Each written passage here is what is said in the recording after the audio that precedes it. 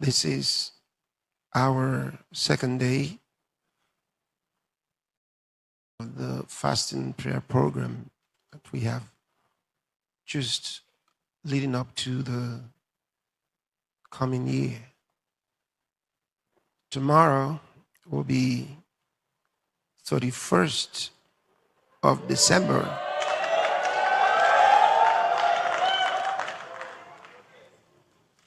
And we'll fast again, but then we will be having the New Year's Eve service. We have the information on the screen, at the bottom of your screen.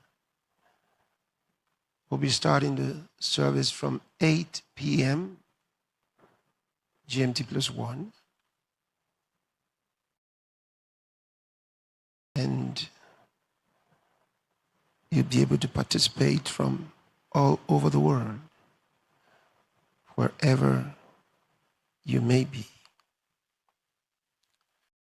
I want to read from Visions chapter 6.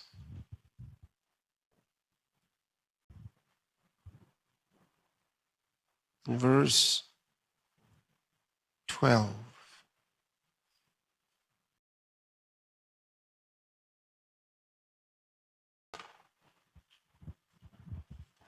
For we wrestle not against flesh and blood. Since it begins with the word for, let's start from a more convenient position. Verse 10. Finally, my brethren, be strong in the Lord and in the power of his might. Put on the whole armor of God, that ye may be able to stand against the wiles of the devil. For we wrestle not against flesh and blood, but against principalities, against powers, against the rulers of the darkness of this world, against spiritual wickedness in high places. Now, the word translated wrestle in verse 12 is very informative. Incidentally, it's the only place where that word is used in the New Testament. It's the word palē in the Greek. And it comes from some other related words as palo, balo, both are related, meaning to vibrate, to throw. And that's why the English uses the word wrestle. In some other translations, the word struggle will be used. They're giving you a very important information here. We wrestle not against flesh and blood, but against principalities, against powers, against the rulers of the darkness of this world.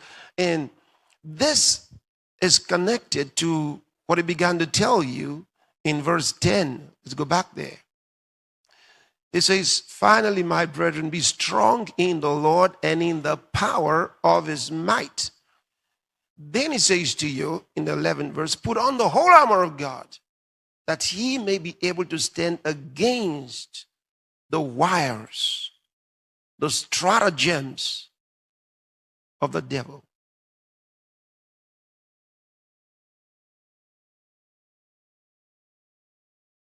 For we wrestle not against flesh and blood.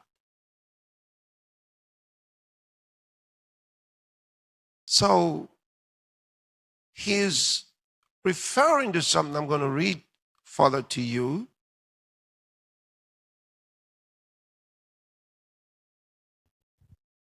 Since yesterday, and of course, some of the previous occasions, You'd have heard us say, pray against the influence of Satan on maybe leaders of nations and others.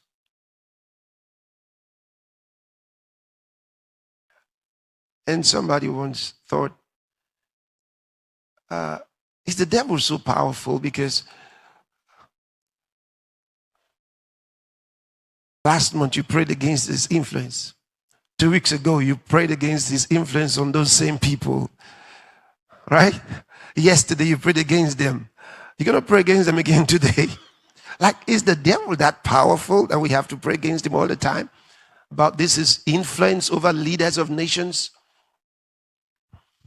I want to explain to you why you do this again and again. Let's read from St. Luke's Gospel, chapter 11, from verse 14. And he, Jesus, was casting out a devil, and it was dumb. So he was casting out a dumb spirit. A dumb spirit makes his host dumb. He was casting out a devil, and it was dumb. And it came to pass, when the devil was gone out, the dumb spake, and the people wondered. Remember, he cast out that devil from that dumb person. Next verse. But some of them said, he casted out devils through Beelzebub, the chief of the devils. So they are saying Jesus has a devil. Next verse. And others tempting him sought of him a sign from heaven. Prove to us that you're from God, they said. Show us a sign. But he, knowing their thoughts, said unto them, every kingdom divided against itself is brought to desolation.